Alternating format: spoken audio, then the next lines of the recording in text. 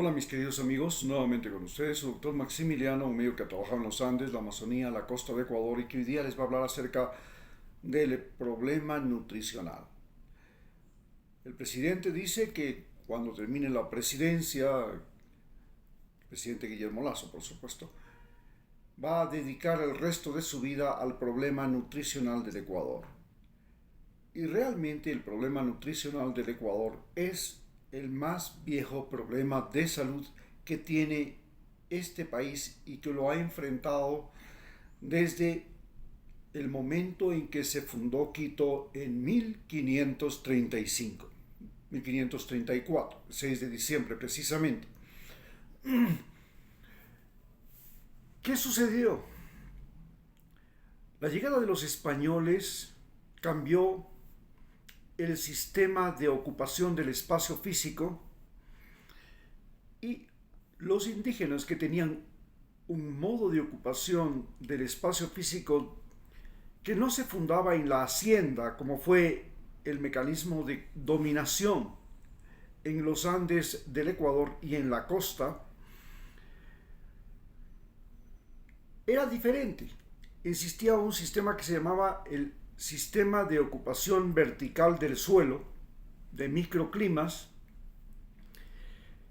que fue creado por los incas y que lo traían desde la época remota y que es muy visible en Machu Picchu y otras ruinas incaicas, donde las terrazas productivas son lo más importante. Mientras que en el sur del Perú, estas terrazas productivas que creaban inclusive microclimas que imitaban a lo que sucedía tanto en climas cálidos como en los climas andinos en pequeños espacios. Aquí en los Andes de Ecuador había una particularidad diferente al de los Andes peruanos. En los Andes peruanos la cordillera es un gran macizo montañoso con valles interandinos, pero en cambio en la zona de Ecuador existen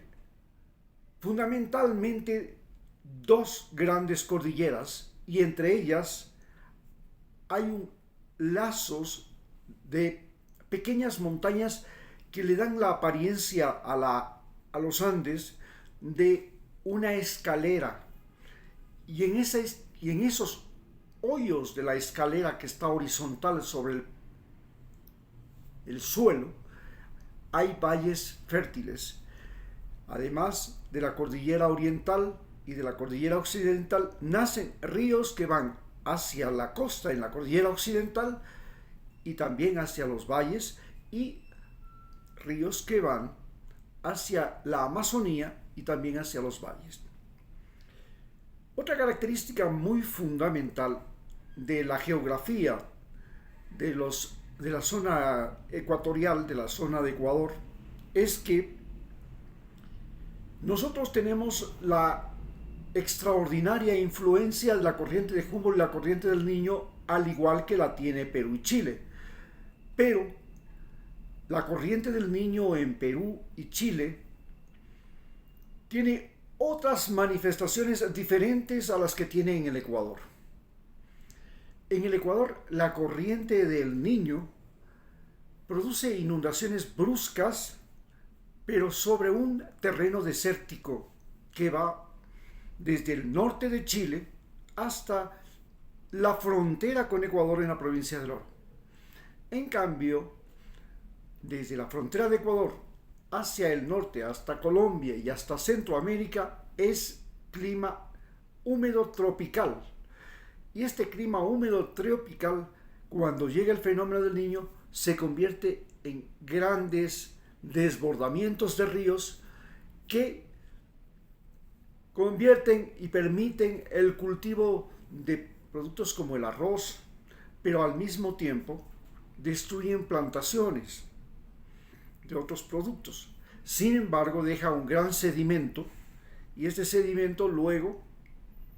se convierte en tierra fértil de donde nacen los numerosos productos que Ecuador exporta y que han convertido, por ejemplo, al gran valle del río Guayas con sus afluentes, el Daule y el Babahoyo, que vienen el uno desde la sierra y el otro desde la cordillera del Mache Chindul en Esmeraldas, una enorme planicie muy fértil que nos ha permitido ser los primeros exportadores de cacao del mundo y los mayores exportadores de banano del mundo. Hoy también, en esta costa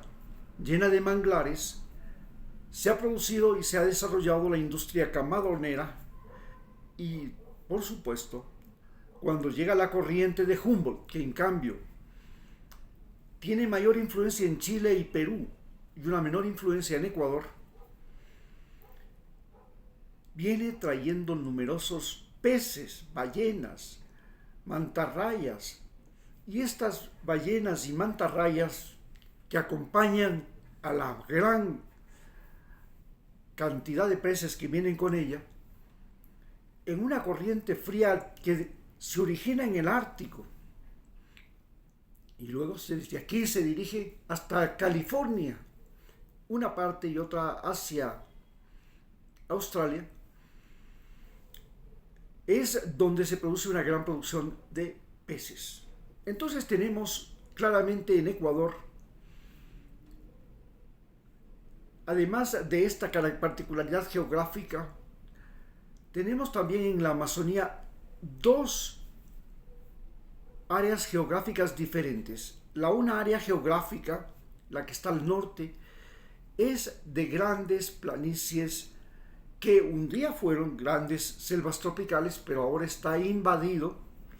por las compañías petroleras, las plantaciones de palma africana y las fincas ganaderas.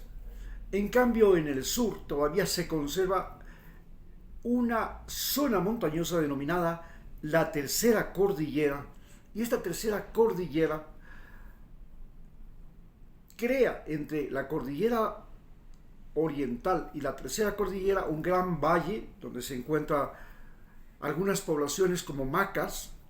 que tienen temperaturas templadas, pero bosque tropical amazónico, y elevaciones que llegan hasta los 1200 metros. Y luego de eso viene el gran valle amazónico, que tiene ríos como el Upano, como el Cenepa, el Santiago, que van hasta el Amazonas y que hacen, o en esta zona templada, especialmente entre las dos, la cordillera oriental y la Tercera Cordillera, se ha comenzado a desarrollar la ganadería, especialmente de estos ganados de carne como el cebú y el brahman. El problema nutricional del Ecuador empieza en el momento en que los españoles cambian no solamente la ocupación del suelo y la producción del suelo, introduciendo el trigo, la cebada en los Andes, y al mismo tiempo cambian la forma de distribución del alimento. Durante el tiempo de los incas se creaban depósitos de alimentos llamados tambos, donde se guardaban las papas secas, el maíz seco en todas sus formas, y que era la reserva alimenticia para los ejércitos de los incas y al mismo tiempo para la población. Cuando llegaban los momentos críticos, no había lluvias, etcétera, etcétera, estos tambos cumplían la función de redistribución alimentaria. Pero cuando llegan los españoles y crean la hacienda, en esa hacienda encierran a los indios y los obligan a trabajar vendiendo la carne, la leche y los huevos exclusivamente al sacerdote y al dueño de la hacienda, que no las vendía, sino que era el propietario de esos bienes. Las proteínas eran propiedad de los dueños de las haciendas y de la Iglesia Católica. Y cogiendo parte de la cosecha del maíz, de las papas, del frijol, de las habas que trajeron los españoles, del trigo, la cebada, Recordemos que los españoles además traen el cerdo, el caballo, la vaca, la cabra, la oveja, que son nuevos ocupantes de este suelo y que producen alteraciones en toda la relación ecológica en este medio ambiente. Como consecuencia de todo esto, de esta ocupación del suelo, de estos nuevos alimentos, de esta diferente distribución de los alimentos, se produce la desnutrición que hasta ahora acarrea fundamentalmente la zona andina de Ecuador de forma crónica y actualmente la zona amazónica de forma aguda. ¿Por qué la Amazonía se ha convertido en una zona de desnutrición de forma aguda? Porque la Amazonía antes no producía alimentos por cultivo, sino por pesca, caza y recolección. Y al disminuir las áreas de cacería, al disminuir las áreas de pesca por la expansión de las empresas ganaderas, de las empresas de palma africana, de las empresas petroleras e inclusive de las empresas turísticas, cambia la fauna y la flora de ese lugar y dejan de poder cazar y pescar como lo hacían antes. En cambio, en la Amazonía, en la sierra, es, como vuelvo a repetir, la diferente ocupación del suelo la que produce este problema. Pero además, los indígenas tenían una forma de provisión de sal. Y esta forma de provisión de sal venía especialmente de ciertas minas, unas en Imbabura, salinas de Imbabura, otras en la provincia de Bolívar, las salinas de Riobamba de Guaranda. Y en estos lugares se producía sal iodada. Cuando llegan los españoles, consideraban que la sal iodada era una sal sucia, sal de indios, y ellos introducen la sal refinada, la sal de las salinas de la provincia del Guayas, y esta sal, que es la que consumimos todavía, y la consumimos todos los días, no tenía yodo. Por consecuencia, el primer desastre nutricional que tiene el Ecuador es el hipotiroidismo, la falta de yodo que altera a la tiroides y produce un crecimiento de la tiroides, porque la tiroides trata de crecer para encontrar en los alimentos, en cualquier parte, yodo. En 1980, en los años 80, Rodrigo Fierro, un investigador de la Politécnica Nacional, un médico investigador que estudió en España y luego profesor también de endocrinología de la Universidad Central, hace, junto con Eduardo Estrella y otros investigadores, una investigación sobre el yodo y luego introduce el yodo en la dieta, colocando yodo en la sal e inclusive inyectando yodo a personas, a mujeres embarazadas, a niños recién nacidos, para superar esta carencia de yodo que producía gente con problemas mentales. Los chunchos. Quito fue el centro de esta gran explosión, de esta gran invasión de desnutridos y malnutridos, porque los chunchos resultaban ser los mejores trabajadores que había. Eran obedientes, no deliberantes, tontitos, pero que entendían el español y se les podía dar órdenes. Entonces eran mejor que los caballos, eran mejor que los burros, y se dedicaban a recoger agua de las piletas como la de San Francisco, de la Plaza de la Independencia y todas las piletas, y llevar esa agua de las piletas a las casas de los ciudadanos de Quito, de los vecinos de Quito. Pero además también traían leña y además pastaban los animales en el ejido, aquí nomás cerca, y en esos lugares ordeñaban las vacas y luego iban a dejar la leche donde los dueños de las vacas o donde las personas que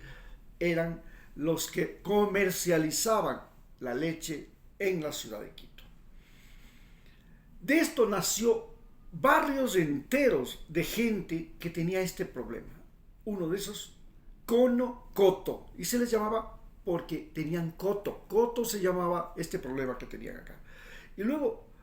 otro en el camino había otro que se llamaba Lulun Coto. Otro más famoso todavía al norte de la ciudad, Coto Collao. Y así nacieron estos barrios, estos pueblos, donde la gente era malnutrida con el problema del bocio. El bocio fue entonces nuestro primero y gran problema nutricional del Ecuador. Muchas gracias.